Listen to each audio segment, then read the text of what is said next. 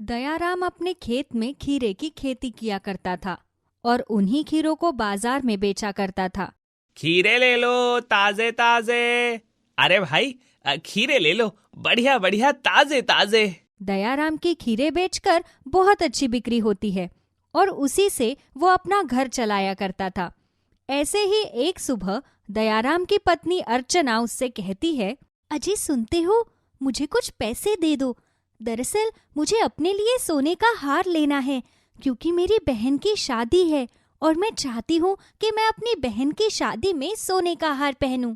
अच्छा ठीक है भाग्यवान, मेरे बटुए में मेरा एटीएम कार्ड होगा। तुम्हें जितने पैसे चाहिए होंगे तुम उतने पैसे ले लेना। और हाँ, अच्छे से तैयार होकर जाना अपनी बहन की शादी में।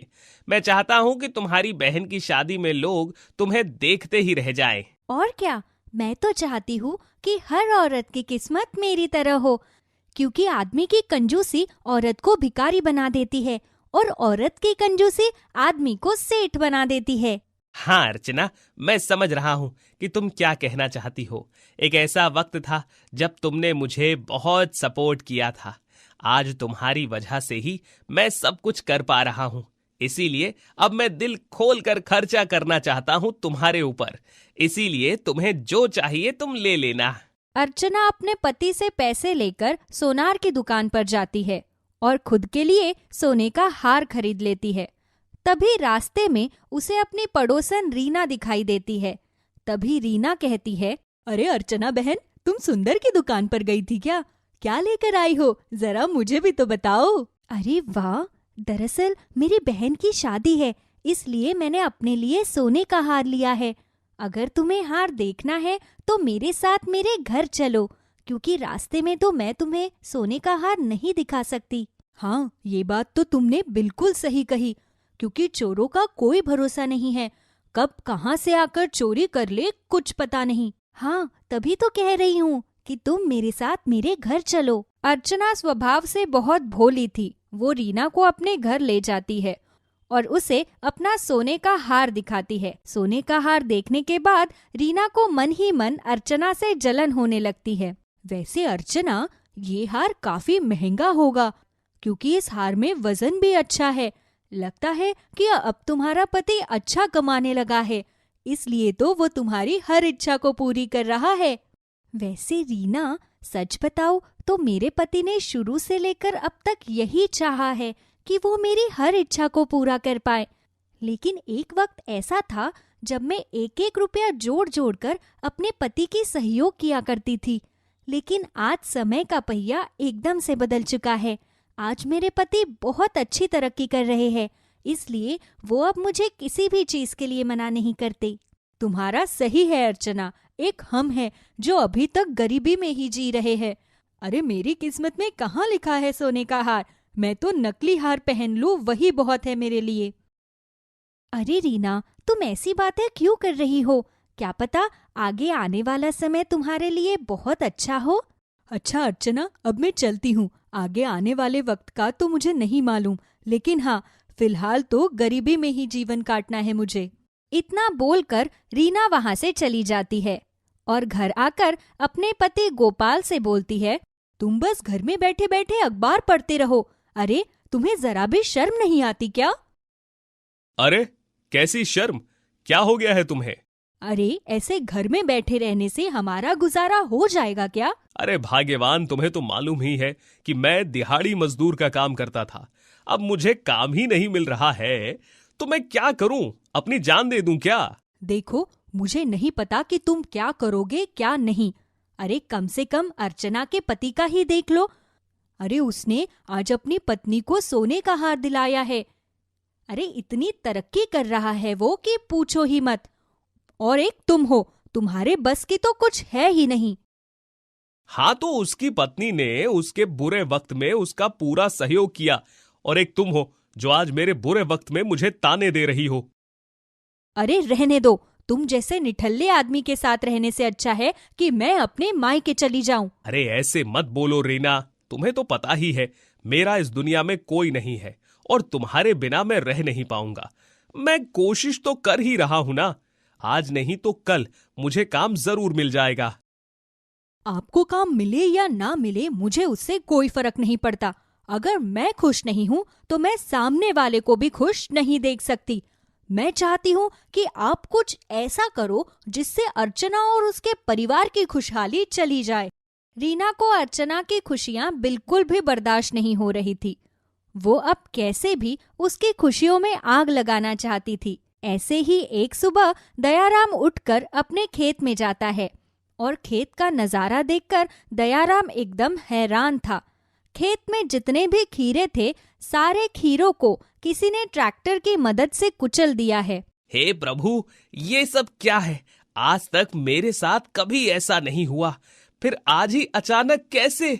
ऐसा लग रहा है जैसे किसी ने जानबूझकर मेरे खेत में ट्रैक्टर चलाया है ताकि मेरे सारे खीरे खराब हो जाएं। बेचारा दयाराम अपने खेत की ऐसी हालत देखकर बहुत दुखी था और वो हताश और परेशान होकर अपने घर आता है और अपनी पत्नी को इस बारे में बताता है। आप ये क्या कह रहे हैं? और हमारे साथ ऐसा कौन कर सकता है? हमने तो आज तक कभी किसी का बुरा नहीं किया, फिर हमारे साथ ऐसा क्यों हो रहा है? मुझे नहीं पता अर्चना कि आखिर ये सब क्यों हो रहा है। ऐसा लग रहा है जैसे किसी को मेरी तरक्की बर्दाश्त नहीं हो रही, इसीलिए वो ऐसा कर रहा है। इन सब से दोनों पति पत्नी बहुत परेशान थे, लेकिन वो कर भी क्या सकते थे। ऐसे ही कुछ दिन बाद दयाराम फिर से खीरों की खेती करना शुरू कर देता है। देखते ही देखते खीरे की फसल लग जाती है और एक बार फिर से गोपाल ट्रैक्टर की मदद से दयाराम के खेत में जितनी भी फसल थी उन सबको कुचल देता है। ऐसे ही अगली सुबह फिर से दयाराम अपने खेत में आता है और खेत की हालत देखकर हैरान हो जाता है। हे मेरे मालिक, ये सब क्या हो रहा है? आखिर मैंने ऐसा कौन सा पाप किया है जिसकी सजा मुझे इस तरह से मिल रही है? दयाराम अपने खेत में बैठकर बहुत बुरी तरह से रो रहा था। तभी वहां एक जादुई परी आती है और वो दयाराम से कहती है, क्या हुआ दयाराम, तुम इतने परेशान क्यों हो? मैं यहाँ से गुजर रही थी और तुम्हारे रोने की आवाज सुनकर मैं खुद को रोक नहीं पाई। बताओ आखिरकार क्या परेशानी है? अरे ये क्या, तुम तो परी हो? हाँ, मैं जादुई परी हूँ। अब बताओ क्या बात है? हे जादुई परी, मुझे नहीं पता कि ये सब मेरे साथ क्यों हो रहा है। मैंने बहुत मेहनत के साथ अपने खेत में खीरों की खेती की थी। कोई ऐसा है जो बार बार मेरे खीरों की खेती को नष्ट कर रहा है। हाँ, मैं जानती हूँ कि कोई ऐसा है जो तुम्हारी तरक्की देखकर जल रहा है, इसलिए ये पीठ पीछे तुम्हारी खेती नष्ट कर रहा है। लेकिन अब तुम बिल्कुल भी चिंता मत करो, मैं तुम्हारे खेत को जादुई बना देती हूँ ताकि इस पर तुम जब भी खीरे की खेती करोगे तो वो कभी भी नष्ट नहीं होगी और ना ही कोई इन्हें हानि पहुँचा पाएगा। परी, सच में ऐसा हो सकता है क्या? मैंने तो आज तक कभी किसी के साथ गलत नहीं किया, लेकिन फिर भी ना जाने ऐसा कौन है जो मेरी खुशियों से जल रहा है। कोई बात नहीं दयाराम, जो हुआ उसे भूल जाओ, लेकिन अब से तुम्हारे खेत पर जादुई खीरे की खेती होगी। इतना बोलकर परी वहां से चली जाती है। परी के जाने के बाद दयाराम देखता है कि अपने आप उसके खेत में खीरे की खेती हो जाती है। ये देखकर दयाराम बहुत खुश होता है और वो चुपचाप अपने घर चले जाता है। तो वहीं गोपाल घूमता हुआ फिर से दयाराम के खेत की ओर आता है और खेत का नजारा देखकर गोपाल की आंखें फटी की फटी रह जाती है। अरे ये क्या, कल रात को ही तो मैंने इस खेत को नष्ट किया था। गोपाल भागता हुआ अपने पत्नी के पास जाता है और उसे सारी बात बताता है। तुम्हें पूरा विश्वास है ना कि तुमने दयाराम के खेत को ही नष्ट किया था? कहीं नींद में तुमने कहीं और ही तीर चला दिया हो? अरे भाग्यवान, मैं तुम्हें इतना बेवकूफ नजर आता हूँ क्या? एक काम करते हैं, आज रात हम दोनों फिर से दयाराम के खेत में जाएंगे और इस बार दयाराम के खेत को इस तरह से बर्बाद करूंगा मैं जिसे दयाराम जिंदगी में कभी नहीं भूल पाएगा। ठीक है, मुझे भी अपने साथ लेकर चलना, क्योंकि मुझे तुम्हारे ऊपर बिल्कुल भी भरोसा नहीं है। क्या पता तुमने ठीक से काम ना किया हो। अगर ऐसा ही काम करोगे तो हमारे दुश्मन कभी भी टूट नहीं पाएंगे। ऐसे ही रात को गोपाल और रीना दोनों फिर से दयाराम के खेत में जाते हैं। गोपाल ट्रैक्टर की मदद से फिर से दयाराम के खेत को बर्बाद करने की कोशिश कर रहा था। तभी अचानक वो सारे जादुई खीरे गोपाल और रीना दोनों को अपनी जादुई शक्तियों से जकड़ लेते हैं। दोनों पति पत्नी जोर जोर से चिल्लाने लगते हैं। उन दोनों की आवाज सुनकर आसपास के सभी लोग और दयाराम अपनी पत्नी के साथ वहां भागता हुआ आता है। तुम लोगों को दयाराम को जितना बर्बाद करना था कर लिया, लेकिन अब दयाराम का कुछ नहीं कर सकते क्योंकि हम जादुई खीरे उसके साथ हैं। हमें माफ कर दो, हमसे बहुत बड़ी भूल हो गई। नहीं, तुमने जो किया है वो एक बार नहीं बल्कि कई बार किया है, इसीलिए हम तुम्हें बिल्कुल भी माफ नहीं करेंगे। तुमने जो किया है उसकी सजा तुम्हें जरूर मिलेगी। हे जादुई खीरे, हाँ, हमसे भूल हो गई है, लेकिन भगवान के लिए हम दोनों पति पत्नी को माफ कर दो, हमें जान से मत मारो। नहीं नहीं, हम तुम्हें जान से नहीं मारेंगे, लेकिन तुमने जो किया है उसकी सजा जरूर मिलेगी। मैं तुम दोनों को हमेशा हमेशा के लिए एक आम खीरा बना देता हूं। नहीं नहीं, ऐसा मत करना, भगवान के लिए हमें माफ कर दो, हमसे बहुत बड़ी भूल हो गई। इस तरह से जादुई खीरे अपनी जादुई शक्तियों से गोपाल और रीना को खीरे बना देते हैं। तो वहीं पूरे गांव वालों को इन सबसे सबक मिलता है कि हमेशा बुरे कर्म का नतीजा बड़ा बुरा होता है, इसलिए हमें जीवन में हमेशा अच्छे कर्म करने चाहिए। जादुई खीरा। चिंटू एक छोटे से गांव में अपने माता पिता के साथ रहता था। उसके पिताजी एक किसान थे और गांव में उनका एक छोटा सा खीरे का खेत था। चिंटू के पिता खेत में उगे उन खीरों को बेचकर अपनी रोजी रोटी कमाते थे। कभी कभी जब उनके पास कुछ खीरे बच जाते थे तो वह उन्हें खाने के लिए घर ले आते थे और उन खीरों को देखकर चिंटू बहुत खुश होता था क्योंकि उसे खीरे खाना बहुत पसंद था। जब भी उसके पिता घर पर खीरे लेकर आते थे तो वह अपनी माँ से खीरे को कटवाकर उसके बीच में नमक मिर्ची नींबू लगवाकर खाया करता था। कुछ दिनों से चिंटू के पिता की खीरे की बिक्री बहुत अच्छी हो रही थी, इसलिए शाम तक अब उनके सारे खीरे बिक जाते थे और इसीलिए बहुत दिनों से वे घर में खीरे नहीं ला पा रहे थे। लेकिन बेचारा चिंटू हर रोज इसी आस में रहता कि आज तो पिताजी मेरे लिए खीरे लेकर जरूर आएंगे। लेकिन हर रोज इंतजार करने के बाद भी जब उसके पिता उसके लिए खीरे लेकर नहीं आते तो वह बहुत उदास हो जाता और मायूस होकर सो जाता। एक दिन चिंटू जब अपने स्कूल में अपने दोस्तों के साथ लंच कर रहा था तो उसके एक दोस्त ने बताया कि आज उसकी माँ ने उसके लिए बहुत ही स्वादिष्ट खीरे का रायता बनाकर भेजा है। खीरे का नाम सुनकर अचानक चिंटू के मुंह में पानी आ गया और उसने अपने दोस्त राहुल से कहा, राहुल, मुझे खीरे बहुत पसंद हैं। मेरी माँ मुझे खीरे में नमक मिर्च और नींबू मिलाकर तो देती है, लेकिन मैंने कभी खीरे का रायता नहीं खाया। क्या खीरे का रायता बहुत स्वादिष्ट होता है? हाँ चिंटू, खीरे का रायता तो बूंदी से बने रायते से भी ज्यादा स्वादिष्ट होता है। अगर तुम चाहो तो थोड़ा सा रायता खा सकते हो।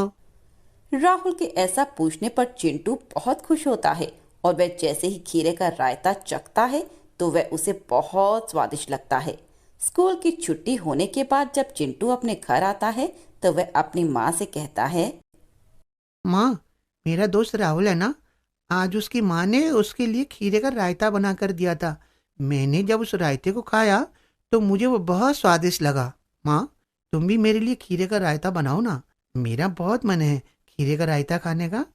ठीक है मेरे लाल, जब तेरे पिताजी शाम को बचे हुए खीरे लेकर आएंगे ना तो मैं तेरे लिए खीरे का रायता बना दूंगी। अपनी माँ की बात सुनकर चिंटू बहुत खुश होता है और शाम होते ही अपने पिताजी के घर आने का इंतजार करने लगता है। कुछ ही देर में उसके पिताजी जैसे ही घर आते हैं तो वह अपने पिताजी से खीरों के बारे में पूछता है तो पिताजी कहते हैं कि हर रोज की तरह आज भी उनके सारे खीरे बड़े ही अच्छे दामों पर बिक गए, इसीलिए वे घर पर थोड़े बहुत खीरे भी नहीं ला पाए। अपने पिताजी की यह बात सुनकर चिंटू बहुत उदास हो गया और वह खाना खाए बिना ही अपने बिस्तर पर जाकर चुपचाप सो गया। अगले दिन उसके स्कूल की छुट्टी थी, इसीलिए उसने सुबह उठकर अपनी माँ से कहा, पिताजी कल भी मेरे लिए खीरे नहीं लाए। अब जब तक तुम मेरे लिए खीरे का रायता नहीं बनाओगी, मैं खाना नहीं खाऊंगा। मुझे सिर्फ और सिर्फ खीरे का स्वादिष्ट रायता ही खाना है। ऐसे उदास मत हो मेरे बच्चे। एक काम करो, अपने पिताजी के पास खेत में चले जाओ और वहां से कुछ खीरे लेकर आ जाना।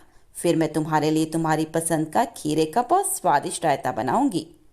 अपनी माँ की यह बात सुनकर चिंटू बहुत खुश हो जाता है और भागता दौड़ता हुआ अपने पिताजी के खेत में पहुंच जाता है। लेकिन खेत में जाते ही वह देखता है कि उसके पिताजी जमीन पर बैठे अपने माथे पर हाथ रखे हुए हैं। इसीलिए वह अपने पिताजी से बात करने उनके पास जाने लगा। तभी उसने अपने पिताजी को कहते हुए सुना, हे भगवान, यूं कब तक झूठ बोलूंगा मैं अपने घर वालों से। न जाने मेरे इस लहलाते खेत को किसकी नजर लग गई। इतने दिन हो गए लेकिन खेत में पहले की तरह खीरे उगते ही नहीं। यहाँ तक कि मैं अपने चिंटू के लिए भी उसके पसंदीदा खीरे लेकर नहीं जा पाता। बेचारा मेरा बच्चा हर रोज इसी आस में मेरे इंतजार में बैठा रहता है और हर रोज मायूस हो जाता है। हे प्रभु, मेरी मदद करो, नहीं तो मैं बर्बाद हो जाऊंगा। इतने दिनों से कर्जे के पैसों से मैं अपना घर चला रहा हूं। अब तो लोग मुझे कर्जे पर पैसे देने से भी मना करने लगे हैं। हे भगवान, मेरी मदद कर। चिंटू अपने पिताजी की सारी बात सुन लेता है और यह सब सुनकर उसके मन को बहुत दुख पहुंचता है। वह अपने पिताजी से बिना कुछ कहे वहां से घर वापस आने लगता है कि तभी उसे पीछे से एक आवाज सुनाई देती है। प्यारे चिंटू, तुम मुझे भी अपने साथ अपने घर ले चलो। मैं तुम्हारा दोस्त बनना चाहता हूँ। इतनी प्यारी सी आवाज को सुनकर चिंटू बड़ी ही हैरानी से पीछे मुड़ता है और देखता है कि उसके सामने एक बहुत प्यारा खीरा जमीन पर खड़ा हुआ है। यहाँ तो इस प्यारे से खीरे के अलावा और कोई भी नहीं है, तो फिर मुझे आवाज कौन दे रहा है? प्यारे चिंटू, मैं ही आवाज देकर तुम्हें अपने पास बुला रहा था। तुम मुझे भी अपने साथ अपने घर ले चलो। खीरे को बोलता देख चिंटू बहुत ही हैरान होता है और डरते हुए उस खीरे से पूछता है, तुम तो एक बोलने वाले खीरे हो। सच सच बताओ, तुम कोई भूत हो ना, जो मुझे परेशान करने के लिए मुझे अपने पास बुला रहे थे? देखो, मुझे तुमसे कोई दोस्ती नहीं करनी। तुम प्लीज चले जाओ यहाँ से। प्यारे चिंटू, तुम मुझसे डरो मत। मैं कोई भूत नहीं बल्कि एक जादुई खीरा हूँ। मुझे पता है कि तुम्हें खीरे बहुत पसंद हैं, इसलिए मैं तुमसे दोस्ती करना चाहता हूँ। तुम मुझे अपने घर ले चलो, फिर तुम जो भी मुझसे मांगोगे वो मैं तुम्हें जरूर दूंगा। क्या तुम सच कह रहे हो जादुई खीरे? मैं तुमसे जो भी मांगूंगा तुम मुझे वो दे दोगे? हाँ प्यारे चिंटू, मैं तुमसे वादा करता हूँ। ठीक है, तो फिर आज से मैं और तुम बेस्ट फ्रेंड हुए। चलो, मैं तुम्हें अपने घर लेकर चलता हूँ। अब चिंटू जादुई खीरे को लेकर अपने घर आ जाता है और जादुई खीरे को अपनी माँ से मिलवाने लेकर जाता है। तो वह देखता है कि उनकी रसोई में खाने के लिए अब कुछ भी नहीं बचा और उसकी माँ बेचारी बहुत परेशान है। वह जल्दी से भागता हुआ अपनी माँ के पास जाता है और अपनी माँ से कहता है, माँ, मैं जानता हूँ कि बहुत दिनों से पिताजी और तुम बहुत परेशान हो। माँ, तुम चिंता मत करो। मैं और मेरा दोस्त जादुई खीरा मिलके सब कुछ बिल्कुल ठीक कर देंगे। फिर तुम्हें कभी भी परेशान नहीं होना पड़ेगा। नहीं बेटा, मैं परेशान नहीं हूँ। वो तो बस तुम्हारे पिताजी घर का राशन लाना भूल गए थे। मुझसे कब तक सब छुपाओगी माँ? मैं बड़ा हो गया हूँ, तुम्हारी हर परेशानी मैं समझता हूँ। देखो देखो माँ, ये मेरा दोस्त जादुई खीरा है। अच्छा, जादुई खीरा? ला, मैं थोड़ी सी दही लाकर तेरे लिए रायता बना देती हूँ। अरे नहीं नहीं, मैं रायता बनाने वाला मामूली खीरा नहीं बल्कि जादू करने वाला जादुई खीरा हूँ। बताओ तुम्हें मुझसे क्या चाहिए? अरे, ये खीरा तो बोलता भी है। हाँ माँ, ये मेरा दोस्त जादुई खीरा है। ये मुझे हमारे खेत में मिला। इसने मुझसे वादा किया था कि अगर तुम मुझे अपने घर लेकर चलोगे तो जो भी तुम मांगोगे मैं वो सब कुछ तुम्हें दूंगा। अच्छा, तो जादुई खीरे, क्या तुम मेरे लिए भी अपना जादू कर सकते हो? हाँ, क्यों नहीं। तुम जो भी मांगोगी मैं वो चीज जरूर तुम्हें दूंगा। कहो, तुम्हें हीरा चाहिए या मोती, गाड़ी चाहिए या बंगला? हीरा, मोती, गाड़ी, बंगला कुछ नहीं जादुई खीरे। तुम तो बस मेरी रसोई में बहुत सारा राशन भर दो, जिससे मैं सबके लिए स्वादिष्ट सा खाना बना सकूं। जैसी तुम्हारी इच्छा। अब जादुई खीरा अपनी आंखें बंद करके एक छोटी सी जादुई छड़ी को घुमाता है और देखते ही देखते पूरी रसोई बहुत सारे राशन से भर जाती है। तरह तरह के फल, सब्जियों और अनाज को देखकर चिंटू और उसकी माँ बहुत खुश होती है और जादुई खीरे का बहुत धन्यवाद करती है। तभी चिंटू जादुई खीरे से कहता है, जादुई खीरे, मेरी माँ ने बहुत सालों से एक भी नई साड़ी नहीं खरीदी है, इसलिए क्या तुम मेरी माँ की इस पुरानी साड़ी को एक बहुत सुंदर साड़ी में बदल सकते हो? क्यों नहीं प्यारे चिंटू, नेकी और पूछ पूछ।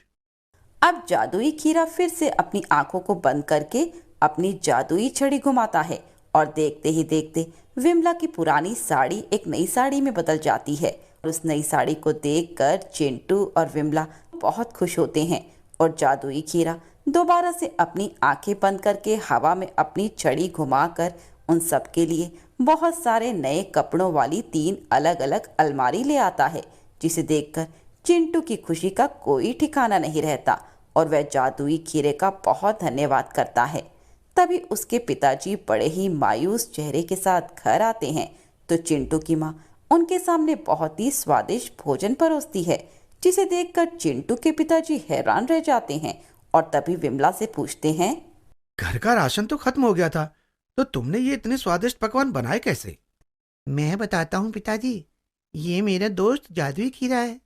ये मुझे हमारे खेत में मिला था और इसी ने अपने जादू से ये सब किया है।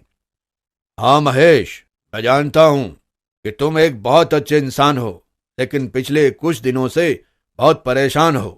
कुछ दिन पहले जब तुम मंदिर के पास से गुजर रहे थे तो मैंने देखा कि तुम्हारी जेब में सिर्फ 20 रुपए होते हुए भी तुमने एक भूखी बूढ़ी औरत की मदद की। उसका पेट भरने के लिए तुमने अपने 20 रुपए भी उसे दे दिए। तुम्हारी इस नेक दिली को देखकर मैं तुम्हारे साथ साथ तुम्हारे खेत तक आ गया और मुझे तुम्हारी परेशानी का पता चला। मैं तुम्हारे घर इसलिए आया हूं ताकि तुम्हारी मदद करके तुम्हारी सभी परेशानियों का हल कर सकूं। कहो महेश, तुम्हें क्या चाहिए? जादुई खीरे, तुम मेरी परेशानी को समझकर मेरे साथ मेरे घर में आई। इससे बड़ी बात मेरे लिए और क्या हो सकती है? मैं तो तुमसे बस यही चाहता हूं कि मेरे खीरे का खेत पहले की तरह लहलहा उठे और मैं इन खीरों को बेचकर अपने परिवार का पेट पाल सकूं। ठीक है महेश, तुम जैसा चाहते हो वैसा ही होगा। आज के बाद तुम्हारे खेत में कभी भी खीरों की कमी नहीं होगी।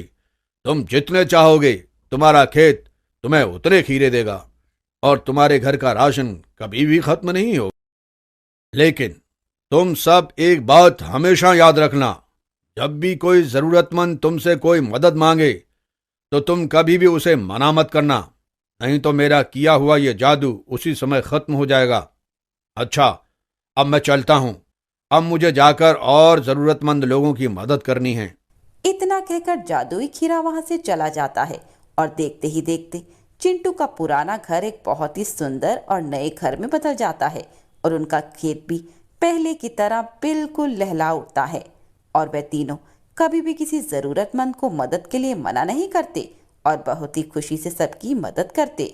देखते ही देखते उसके पिताजी का काम बहुत ही अच्छा चलने लगता है और वह तीनों बहुत ही खुशी से अपने जीवन को व्यतीत करने लगते हैं। प्यारे बच्चों, हम जब भी अपने नेक दिल से किसी ज़रूरतमंद की मदद करते हैं तो भगवान भी हमारी परेशानियों को हल करने के लिए किसी न किसी रूप में हमारी मदद ज़रूर करते हैं।